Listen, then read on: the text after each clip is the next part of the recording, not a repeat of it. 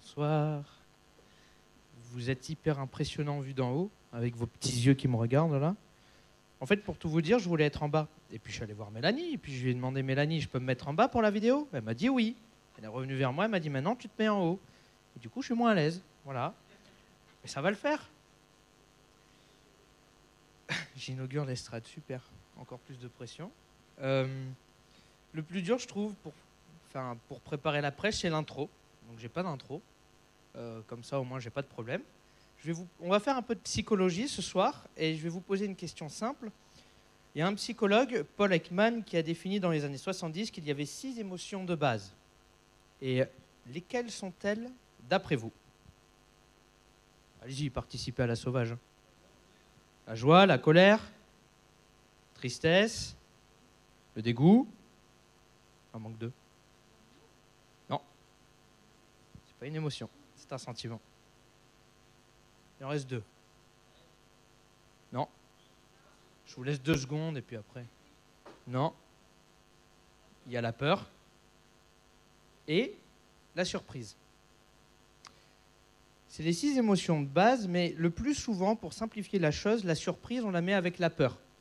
Ainsi, ça nous crée 5 émotions de base bien distinctes et bien différentes les unes des autres. La surprise, voilà, elle peut être associée justement à la peur. Surprise, il se passe quelque chose. Donc, on va partir de ce postulat-là. Qu'est-ce qu'une émotion?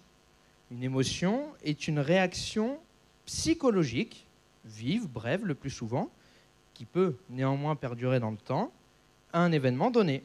Il s'agit d'une information qui est traitée par notre cerveau pour nous protéger ou nous prévenir de quelque chose. De ce fait, vu que c'est une réaction, il n'y a pas d'émotion qui soit négative ou positive. Lorsqu'on parle d'émotion négative, souvent on parle d'une émotion en fait, qui est désagréable pour nous à ressentir. La colère, on l'associe à quelque chose de négatif parce que ce n'est pas franchement quelque chose toujours d'agréable à ressentir, ni la peur, ni la tristesse. Et la joie, le dégoût aussi, c'est pas trop... le vomi, quoi. Et la joie, souvent, on se dit que c'est positif, on est dans la joie. Pourtant, est-ce que vous avez déjà vu avez-vous déjà vu un enfant dans un excès de joie? C'est terrible. C'est affreux.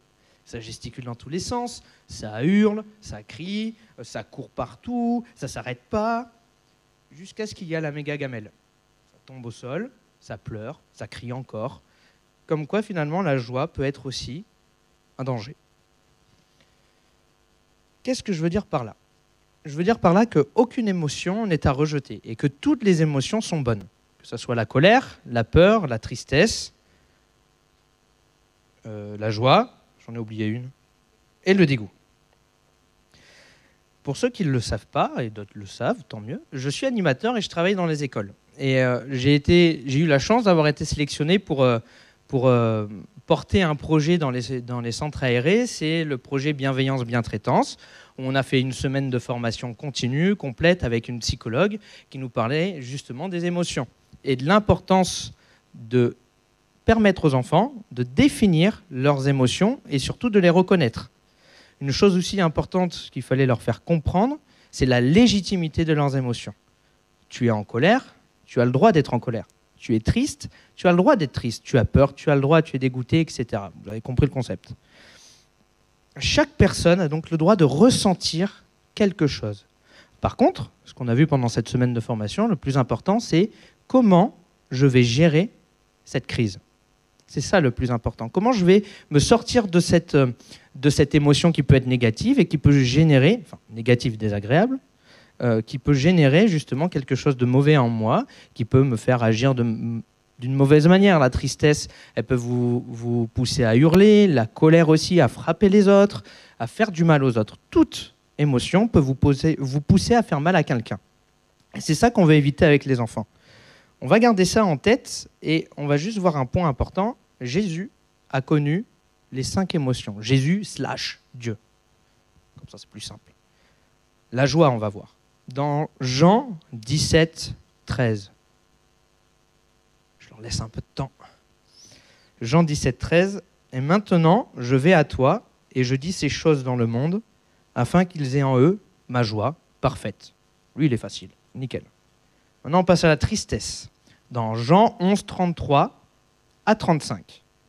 Jésus, la voyant pleurer, elle et les Juifs qui étaient venus avec elle, frémit en son esprit et fut tout ému. Et il dit, « Où l'avez-vous mis » ? « Seigneur, lui répondirent-ils, viens et vois. » Jésus pleura. Le dégoût. Apocalypse 3, 16. « Ainsi, parce que tu es tiède et que tu n'es ni froid ni bouillant, je te vomirai de ma bouche. » Pas besoin de voir encore que le vomi, c'est dégoûtant. La peur. Luc 22, 44. Saisi d'angoisse, Jésus priait avec plus d'insistance, et sa sueur devint comme des caillots de sang qui tombaient par terre. L'angoisse est donc un sentiment, pas une émotion, mais elle a pour origine la peur, en premier lieu. Après, elle peut être associée à la tristesse aussi, mais le plus souvent, l'angoisse est associée à la peur. Et enfin, on finit avec la colère. Jean 2, 15 à 17. Ayant fait un fouet avec des cordes, quand même, il les chassa tous du temple, ainsi que les brebis et les bœufs. Il dispersa la monnaie des changeurs et renversa les tables. Et il dit aux vendeurs de pigeons, « ôtez cela d'ici, ne faites pas de la maison de mon père une maison de trafic. » Ses disciples se souvinrent qu'il est écrit, « Le zèle de ta maison me dévore. » Le mot zèle vient du grec « zéo », qui signifie bouillir et métaphoriquement bouillir de colère. Intéressant. Bon, on voit quand même que Jésus l'a fouetté des gens, enfin... Je sais pas. Faites les conclusions. Donc la colère, même Jésus l'a connue, même Jésus a été en colère. Et on a souvent entendu l'expression « Oui, mais il a été saisi d'une sainte colère ». Ça reste une colère à coups de fouet, ou du moins qui claquait près de l'oreille, ça fait quand même un peu peur. Voilà, je sais pas vous, moi il y a quelqu'un qui arrive avec un fouet, ok, je me dis pas « Ouh, c'est une sainte colère ». Et qu'elle soit sainte ou pas, cela reste de la colère qu'il a ressentie par rapport à ce qu'il se passait dans le temple. Et je pense que justement cette expression, elle a eu un énorme préjudice vis-à-vis de comment nous gérons la colère et comment nous la percevons surtout. La colère, pour nous, on veut l'éviter. On ne veut pas la voir, on veut l'éviter à tout prix, on ne veut pas en entendre parler, on ne veut pas pouvoir se dire « je suis en colère ». Non, ce n'est pas possible. On n'a pas le droit d'être en colère. Et je pense que c'est l'une des expressions justement qui a poussé à penser à ça. Et si on regarde pourtant Éphésiens 4, 26, il est dit, je vois que là-bas ça pianote, « Si vous vous mettez en colère, ne péchez point, que le soleil ne se couche pas sur votre colère. » Je répète, si vous vous mettez en colère. Là, il n'est pas dit « ne vous mettez pas en colère ». Il est dit « si vous vous mettez en colère, ne péchez point, que le soleil ne se couche pas sur votre colère. » Vous vous souvenez ce que j'ai dit avec les enfants ? Le plus important, c'est quoi ? L'interdiction de ressentir une émotion ou de la gérer ? Là, c'est la question de la gestion de cette émotion de la colère. Donc, la colère est totalement légitime. Vous voyez où je veux en venir petit à petit ? La colère est légitime. Vous avez le droit de ressentir de la colère. Est-ce que vous avez déjà eu un dialogue avec une personne, imaginons que vous parlez à une personne, vous êtes en train de discuter avec cette personne, et vous savez que cette personne vous en veut. Elle a de la colère contre vous, elle a des griefs, vous ne savez pas vraiment ce que c'est, et pourtant, vous le savez. Est-ce que vous pensez que le dialogue entre vous et cette personne sera authentique ? Ou du moins, véritable ? Ni pour vous, qui le savez et qui êtes donc la victime de cette colère, ni pour la personne en face. Vous pensez que la personne en face arrivera à partager avec vous de manière authentique et véritable ? Elle va faire semblant, elle va essayer de se dire ouais, « je ne suis pas en colère », mais elle n'arrivera pas forcément à être dans un dialogue, dans une relation qui soit totalement authentique l'un à l'autre. On est d'accord ? On garde ça à l'esprit. J'aimerais aussi qu'on lise, je vais vous le lire plutôt moi, ça ira plus vite. Jérémie 17, 10. « Moi, l'Éternel, j'éprouve le cœur, je sonde les reins, pour rendre à chacun selon ses voies, selon les fruits de ses œuvres. » Et Jean 2, 25. « Et parce qu'il n'avait pas besoin qu'on lui rendût témoignage d'aucun homme, car il savait lui-même ce qu'il était dans l'homme. » Qu'est-ce que ça veut dire ? Pour moi, je l'ai pris comme lorsque j'ai préparé justement cette prédication. Jésus, c'est ce que tu peux ressentir et ce par quoi tu peux passer. On ne peut pas lui cacher. Vous imaginez, vous approchez de Dieu, vous dites « Non, je ne suis pas en colère ». En fait, lui, il le voit. donc je ne suis pas en colère, et lui, il est derrière, il voit justement ce que vous pouvez ressentir. Mettez-vous à la place de Jésus 2 secondes et essayez d'imaginer que vous voyez la colère de la personne. Comment vous allez vous sentir, vous? Triste de voir que la personne n'ose pas vous le dire, n'ose pas vous dire en fait, je suis en colère contre toi ou j'ai quelques griefs à ton égard. Ça va être compliqué. Ça va être compliqué et en fait, finalement, Jésus va sentir cette tristesse. En fait, à force de catégoriser nos émotions et à définir ceux qui sont dignes d'être partagés à Dieu et ceux qui ne font en aucun cas lui dire, de peur de le froisser, on ne lui en parle pas. Pourtant, il les voit, il le sait. En fait, il y a quelques semaines, quand Sébastien m'a demandé de prêcher ce soir, je suis allé m'isoler dans mon coin de prière préféré, je vais marcher dans la forêt pendant 1 heure ou 2, et je prie, et puis Dieu m'a dit, tu vas parler de la colère. Je lui ai dit, je ne vais pas prêcher à des enfants de 5 ans, ils savent ce que c'est la colère. Il m'a dit, oui, mais tu vas quand même parler de la colère. Parce que je pense, et je suis vraiment persuadé qu'il y a au moins une personne ici, et peut-être que je prêche que pour une seule personne, et merci à toi qui est présent, qu'il y a une personne qui est énormément en colère contre Dieu, qui soit n'accepte pas sa colère et décide de se dire « je n'ai pas le droit d'être en colère contre Dieu, je n'ai pas le droit d'être en colère contre Dieu, je n'ai pas le droit d'être en colère contre Dieu », et pourtant l'est, et ça crée un blocage, ou alors elle sait qu'elle est en colère contre Dieu et elle décide de gérer l'émotion comment ? En ravivant un peu la flamme, en mettant de l'huile sur le feu finalement, et sans en parler à Jésus, à Dieu, et sans s'en débarrasser. Je vais vous parler d'un petit témoignage personnel. Il y a maintenant 1 an et demi, pour ceux qui ne le savent pas aussi, il y a beaucoup de choses que vous ne savez peut-être pas. La maladie s'est imposée à la maison. Pardon. La maladie s'est imposée à la maison. Là, c'est le drame. Ma femme, elle a eu un cancer et on lui a découvert un nodule cancéreux. Bon, diagnostic pas terrible, on fait une écho, chose importante, petit détail important.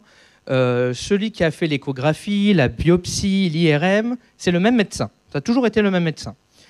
Donc première échographie, biopsie, il y a un nodule cancéreux, on va faire une IRM pour voir où c'est placé, comment, pourquoi, pour l'opération. Ok, super, on y va, on va passer l'IRM. Bon, on avait totalement confiance en Dieu, en fait on y allait en rigolant, je crois.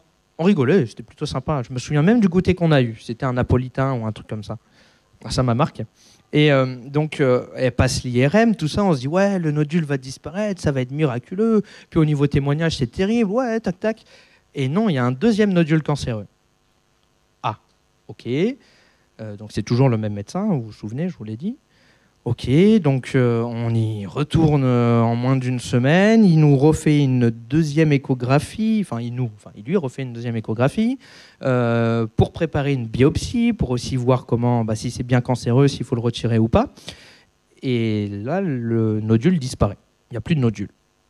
Il y a le deuxième qui a disparu, le premier est toujours présent, le deuxième a totalement disparu, et même le docteur, il se dit tiens, c'est bizarre, c'est étonnant, ils appellent ça, comment ils appellent ? Il était persuadé que c'était pas un artefact, c'est comme ça qu'ils appellent, un truc qu'on ne sait pas trop ce que c'est, je sais pas, un truc qui brouille l'imagerie, en fait, non, pour lui c'était vraiment un nodule, un second qui était présent, et là il n'y était plus, il avait disparu. Alors moi j'étais sur ma chaise comme un fou, je sautais dans tous les sens, ouais, Jésus l'a guéri et tout. Et puis Jésus, il est trop fort, il ne fait pas les choses à moitié, et puis il n'y aura pas d'intervention, il n'y aura pas de traitement, pourquoi il en aurait retiré un et tout. Alors on se met à prier, on est à fond, on s'entoure d'amis qui nous aident à prier, qui nous soutiennent dans la prière. Moi, je passe des moments avec Dieu juste incroyables, pas juste associés à la maladie, j'apprends à le connaître, et puis j'apprends à me connaître, et puis j'apprends à passer plus de temps avec lui, vraiment des moments incroyables et tout, et puis on prie, puis c'est même la fête, et finalement l'opération elle arrive, l'opération se passe, et puis ok, jusqu'à la dernière seconde on y a cru, et non, le premier nodule n'a pas disparu, et moi je me retrouve comme ça là. Ok, bon, petit coup de mou, c'est pas grave, je vais essayer de reprier, puis j'y arrive pas. Blocage.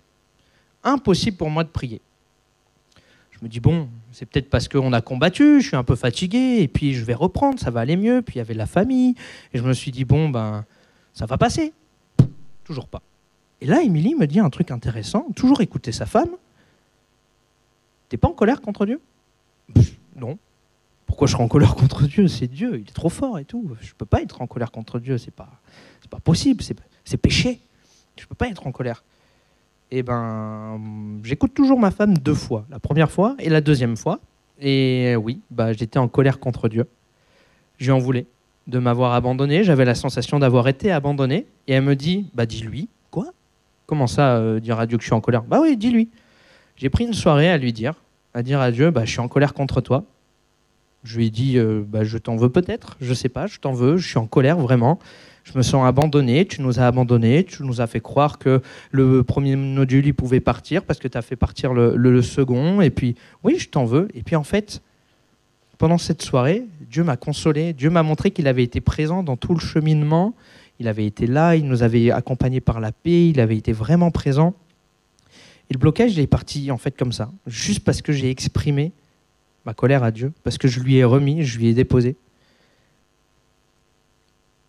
J'ai pu réouvrir un dialogue authentique avec Dieu parce que je lui ai ouvert mon cœur. Et j'ai décidé justement de lui dire, oui, je suis en colère contre toi, mais j'en veux plus. Prends cette colère. Au travers de ce témoignage, en fait, je souhaite juste vous montrer l'importance d'accepter ce que vous pouvez ressentir contre Dieu. Il n'y a pas d'émotion négative. Ça s'impose à vous, ne l'oubliez pas. Jésus a déjà ressenti ce que vous avez ressenti. Ça va ? Jésus a déjà ressenti ce que vous avez ressenti. Et Dieu vous connaît. Ça ne sert à rien de lui cacher. Il sait ce que vous ressentez. Il sait par quoi vous passez. Ce qui compte, finalement, c'est d'accepter notre colère. C'est d'accepter ce qu'on peut ressentir. Est-ce que vous avez déjà eu une vieille voiture?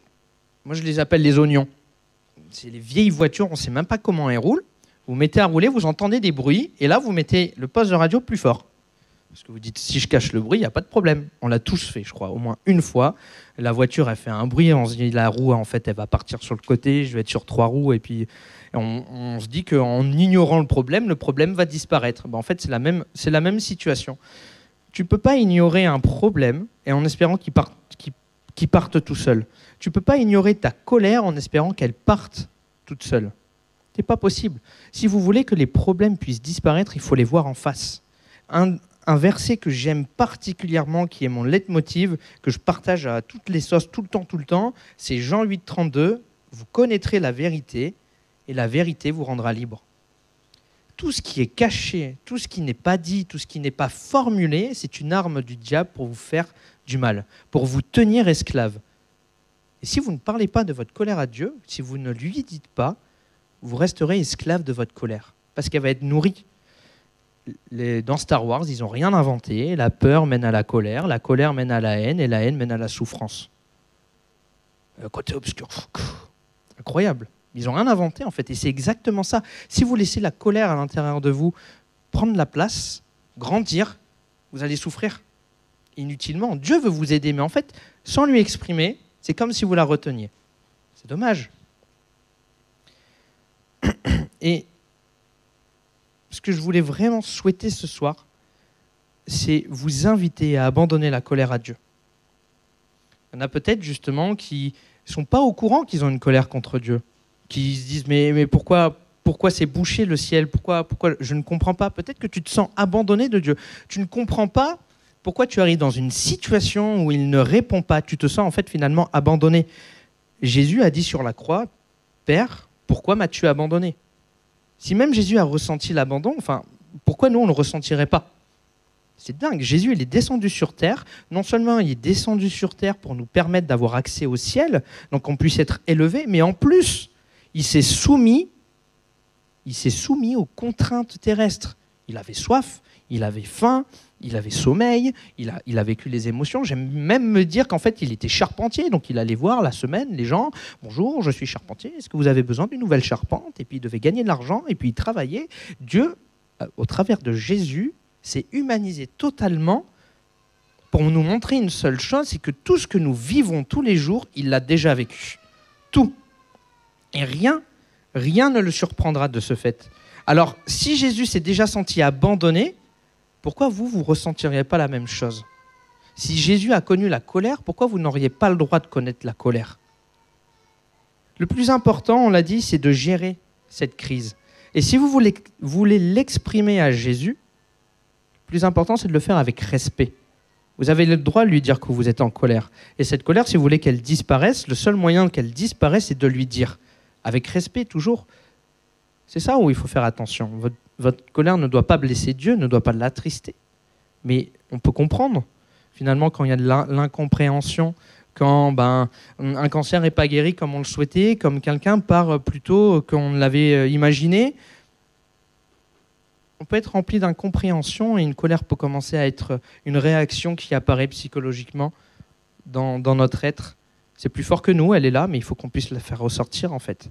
N'attendez pas de la mettre sous le tapis et qu'un gros tas de colère se mette sous le tapis. Au bout d'un moment, vous allez vous prendre les pieds dedans. Enfin, je ne sais pas si vous me suivez, si vous êtes d'accord avec cette image, mais le plus important, c'est de se débarrasser de cette colère. Je voulais faire court ce soir pour nous permettre de prier en fait et de faire le point avec nos émotions. Si après les musiciens peuvent monter, nous faire une petite sérénade musicale pour nous conduire dans la prière. Si tu te sens en colère contre Dieu, ou si tu ne te sens pas en colère contre Dieu, peut-être que tu n'es même pas au courant, prends le temps justement de lui partager, prends le temps d'échanger avec lui, de lui remettre cette colère. Tu comprends peut-être pas, dis-lui que tu comprends pas. Peut-être qu'il t'apportera des réponses ou peut-être pas, parce que la réponse ne te plaira encore moins que si tu étais justement dans l'ignorance. Dieu sait ce qui est bon pour toi. Alors quand ils vont commencer la musique, on va fermer nos yeux, prendre le temps de la prière justement tous ensemble. Chacun à sa place, c'est personnel. Chacun à sa place, on va prendre le temps justement avec Dieu, partager avec lui ce qu'on peut ressentir. Moi, je vais prier pour vous et je souhaite vraiment de tout cœur que vous puissiez placer devant Dieu ce que vous pouvez ressentir. N'oubliez pas, la colère que vous pouvez ressentir, elle est légitime parce que vous la ressentez. Vous ne pouvez pas la nier. La colère, ça s'impose. Les émotions s'imposent à vous. Elle est donc de ce fait légitime et vous avez tout à fait le droit de la ressentir. Par contre, ne vous couchez pas sur votre colère. Lâchez-la à Dieu. Dites-lui ce qui vous fait du mal. Dites-lui ce que vous ne comprenez pas. On ferme nos yeux maintenant, s'il vous plaît. Merci papa parce que tu nous connais. Tu es à notre écoute, tu sais ce par quoi on passe. Tu as accepté de mourir à la croix en devenant humain. Tu vois papa, peut-être il y a quelqu'un ici qui est en colère contre toi, qui comprend pas ce que tu fais. Peut-être qu'il a dit mais qu'est-ce que tu fais finalement? Qu'est-ce que tu ne fais pas? Pourquoi tu n'agis pas? Je me sens seul. Que vraiment Jésus, tu puisses t'adresser à cette personne, l'aider à parler. Que vraiment le cœur de la personne, le cœur de ceux qui sont en colère, peut-être tristes aussi, dégoûtés d'une situation, puisse s'ouvrir et te parler, papa. Nous puissions abandonner notre colère à tes pieds, Seigneur Jésus, la voir en face et se dire oui, j'ai le droit d'être en colère, j'ai le droit de la ressentir, mais j'en veux pas. J'en veux pas dans notre relation, j'en veux pas dans notre dialogue. Je veux renouer ce dialogue authentique avec toi, papa. Que vraiment tu puisses toucher les cœurs, papa. Venir toucher les cœurs, papa. Amen, Seigneur.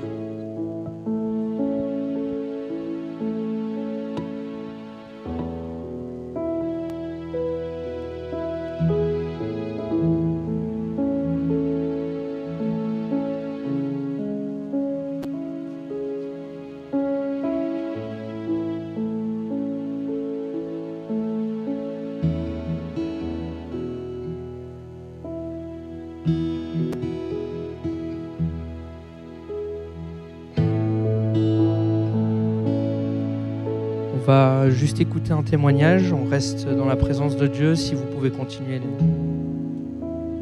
viens, je t'invite.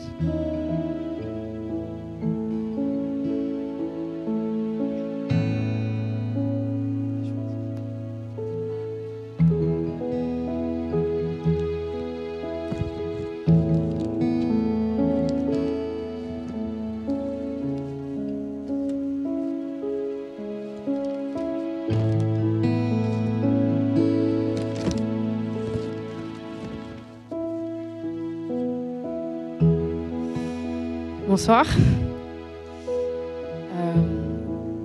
Je voulais vous partager un témoignage, je vais faire le plus rapide possible. Merci de m'écouter, je suis vraiment contente d'être là ce soir. Désolée si je lis mes notes en fait, parce que c'est pas un sujet que j'ai l'habitude d'aborder. C'est pas évident pour moi d'être ici, car j'ai jamais parlé de ça au grand jour. Mais je pense que c'était important de témoigner, car c'est ce que Dieu a fait dans ma vie. Et peut-être que ça peut apporter quelque chose dans la vie de certains, j'espère. Voilà, en fait, pendant 3 ans, j'ai vécu des violences conjugales. Ça a été très difficile car c'est pas une situation dont on peut parler comme un sujet banal, on va dire. Ce que j'ai vécu n'était bien évidemment pas la volonté de Dieu, mais la conséquence de mauvais choix de ma part. J'ai vécu 3 années de moments très éprouvants. J'ai eu des grands moments de désespoir. Le plus dur dans ce cas-là, c'est la solitude que ça engendre.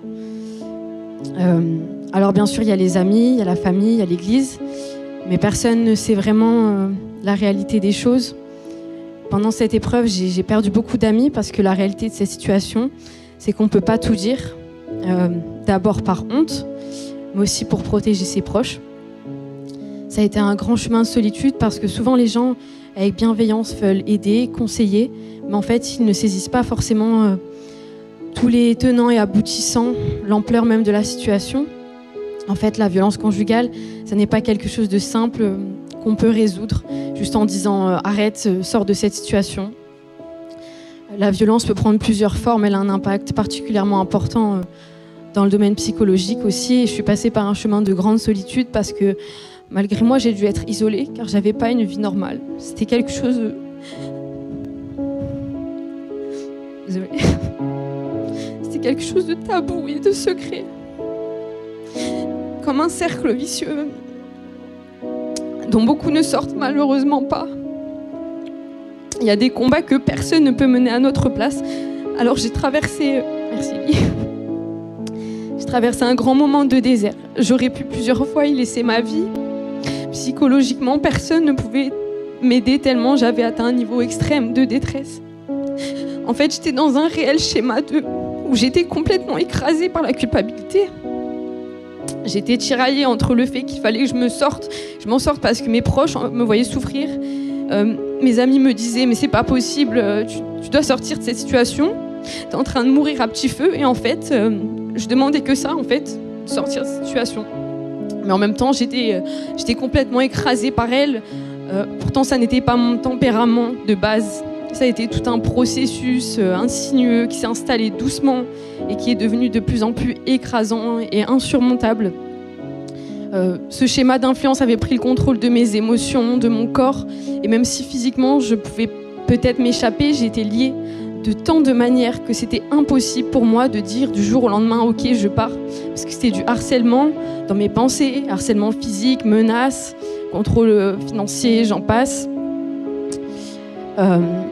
C'est comme un peu le syndrome de Stockholm. Il y avait vraiment une dimension où je cherchais par tous les moyens de m'en sortir.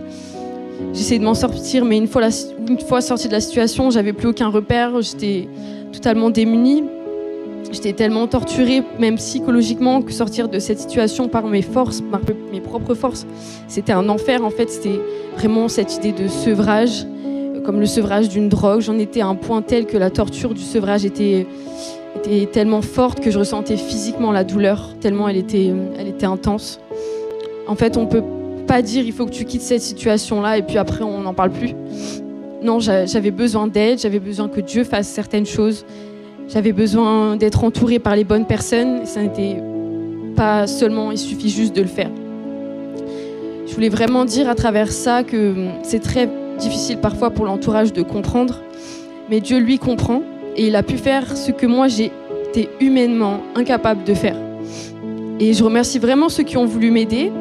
Je sais que c'était vraiment une démarche d'amour et de bienveillance, mais en fait, quand une personne comme ça est en difficulté, qu'elle est totalement dépassée, submergée, la meilleure aide qu'on puisse lui apporter, c'est la prière et beaucoup d'amour. Et heureusement, j'ai eu autour de moi des personnes merveilleuses qui m'ont apporté cela. Et Dieu m'a délivrée à travers un vrai miracle. Il a vraiment agi quand j'étais vraiment au pied du mur. Psychologiquement, j'étais tellement anéantie que j'aurais dû entrer en psychiatrie, car il n'y avait plus vraiment de solution. J'étais plus vivante, mais en survie, et je dormais grâce aux médicaments. J'étais en réel état de choc post-traumatique à cause des situations de choc, à cause du stress engendré. Je me reconnaissais plus, j'étais en état d'alerte perpétuelle. J'étais toujours sur le qui-vive. Souvent, j'étais renfermée, j'avais des comportements agressifs, impulsifs. J'étais vraiment devenue quelqu'un d'autre. J'avais des pensées très noires, des pensées de violence et de haine, alors qu'avant, j'étais une personne qui ne connaissait pas ces sentiments-là. Ça a été très dur pour moi de faire confiance à Dieu, parce que quand on est dans des situations qui sont injustes, dans lesquelles on n'a pas de solution, on peut se ressentir beaucoup de culpabilité, se dire c'est ma faute. Si je fais confiance à Dieu, toute ma vie va partir en vrille, tellement il y a des choses à guérir, tellement il y a de choses à régler. Je me disais, voilà, je paye les conséquences de mes mauvais choix, je ne voulais pas affronter ça, je n'avais pas la force. Alors j'avais trop peur de faire à nouveau ce pas de foi. Mais j'ai fini par dire à Dieu, un jour, je capitule, là je peux plus. Je lui ai vraiment ouvert mon cœur parce que j'avais tellement crié à lui, mais en fait, avant mon cœur, il n'était pas disposé à lâcher prise, car la peur me paralysait totalement. Et en fait, il y a ce verset qui dit « La crainte n'est pas dans l'amour, mais l'amour parfait bannit la crainte. » Et c'est comme ça que Dieu m'a aidée. J'ai arrêté de vouloir tout contrôler. Là, j'étais dans une situation de vie ou de mort. De toute façon, j'avais plus le choix. J'avais plus le choix d'autre que lui, en fait. Il a agi en douceur. Ça n'a pas été facile, mais j'ai fait le meilleur choix que de lui laisser gérer ma vie. Je pensais que lui laisser le contrôle allait être encore un chemin de souffrance. Mais en fait, il a fait un réel travail de restauration. Et les bénédictions qui ont suivi ont été un moyen pour moi de reprendre goût à la vie et de ne pas regarder en arrière. Il a veillé à mon bien sur tous les aspects de ma vie. Étant donné la situation dans laquelle j'étais, je me voyais prendre un traitement toute ma vie, mettre des années à me reconstruire. Mais Dieu m'a vraiment donné la force.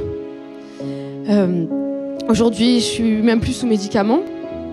J'ai repris une vie normale, ça paraît banal peut-être, mais en fait, tout mon quotidien a été conditionné par ce que je vivais. Aujourd'hui, j'ai encore des combats, parfois c'est pas facile, mais j'ai vraiment la paix de Dieu, j'ai sa stabilité, j'ai un espoir que j'avais plus. Et la bonne nouvelle dans tout ça, c'est que Dieu a été avec moi à chacun de ces instants. Je vais pas mentir, j'ai pas toujours senti sa présence, je me suis sentie abandonnée de lui à plusieurs reprises, je me suis sentie en colère contre lui. Il y a eu des moments dont j'ai parlé à personne, des situations où j'ai été même séquestrée, sans téléphone. Alors dans ces moments, je priais, mais c'est là que ma foi a été vraiment mise à l'épreuve, parce que je me disais, mais pourquoi Seigneur tu permets ça? Pourquoi tu fais rien? Et en fait, il était là, mais ça a été un processus long et éprouvant, car je pense que si tout avait été réglé en une fois, j'aurais peut-être pas supporté. Donc l'action de Dieu a vraiment été présente au travers d'un processus. Et il était mon seul espoir dans ces ténèbres. Malgré l'incompréhension de certaines situations, j'étais vraiment au pied du mur. J'ai continué à m'accrocher à sa main. Et aujourd'hui, je peux dire que je suis libre. Si on m'avait dit que je pourrais témoigner de ça aujourd'hui, j'aurais pas cru. En fait, c'était important pour moi de partager ça, parce que dans mon cas, j'avais plus aucun espoir. Humainement, il n'y avait aucun moyen pour que je m'en sorte. Mais ce que j'ai retenu, c'est que Dieu a agi, il m'a sorti des situations qui étaient bloquées, des situations où j'étais paralysée, personne n'aurait rien pu faire pour moi, ni les médecins, ni mes amis, ni ma famille, ni des psychologues. Et je remercie le Seigneur parce que ce chemin-là, je l'ai fait, j'ai eu des grands moments de solitude. Et si je témoigne aujourd'hui, c'est pour rendre gloire à Dieu, mais aussi pour qu'on puisse accompagner, aider, entourer, aimer tous ceux qui passent par là. Car même si cette situation est propre à ma vie, beaucoup de gens vivent des situations insolubles face aux drogues, à la pornographie et j'en passe. Alors voilà, c'est vraiment un message d'espoir. Quoi que tu traverses aujourd'hui, ne sous-estime pas la puissance de l'action de Dieu. Il a la solution. Vraiment, s'il l'a fait pour moi, il le fera pour toi aussi. Et même si tu es seul, même si personne ne peut même comprendre l'addiction dans laquelle tu es ou la complexité du chemin par lequel tu passes, Jésus est avec toi. Il ne lâchera jamais ta main. Il est l'unique solution. Pas un homme, mais lui. Merci.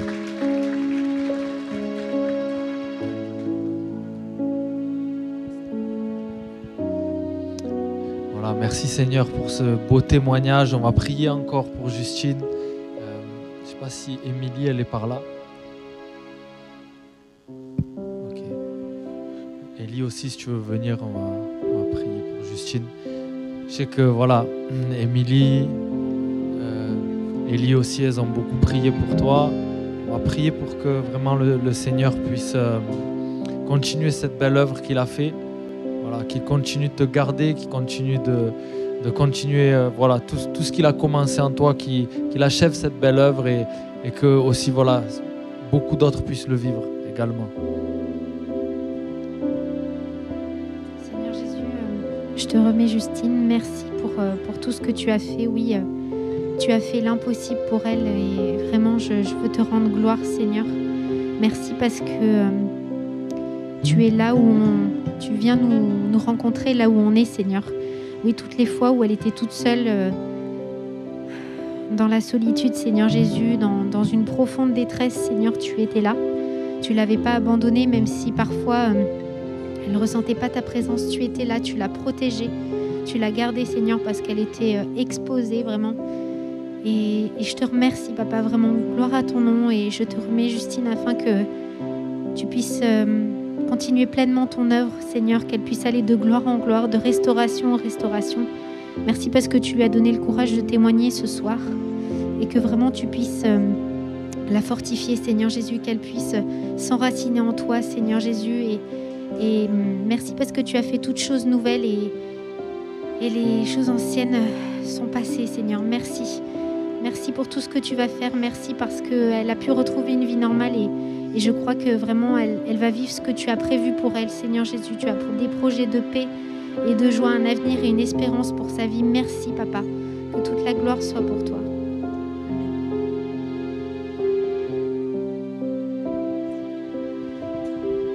Voilà. Je sais qu'il y a d'autres personnes, il y a beaucoup de monde qui a prié pour Justine. Voilà, merci Seigneur parce que les prières, elles sont efficaces. Amen. Continuez de prier, continuez d'intercéder pour vos frères, pour vos sœurs, continuez de vous tenir à la brèche. On porte les fardeaux les uns des autres et c'est tellement bon quand on voit le fruit. Amen. On va rester dans la louange, s'il vous plaît, prendre un chant et ceux qui ont besoin, justement, peut-être qu'on prie avec eux pour une situation difficile, que y a juste à faire ça ou on n'a qu'à faire comme ça va aller mieux, ça vous aide pas. Vous avez besoin de prière, d'être accompagné dans l'amour, si vous avez besoin d'aide pour lâcher votre colère, pour exprimer les choses à Dieu, approchez-vous, on va prier avec vous. Voilà.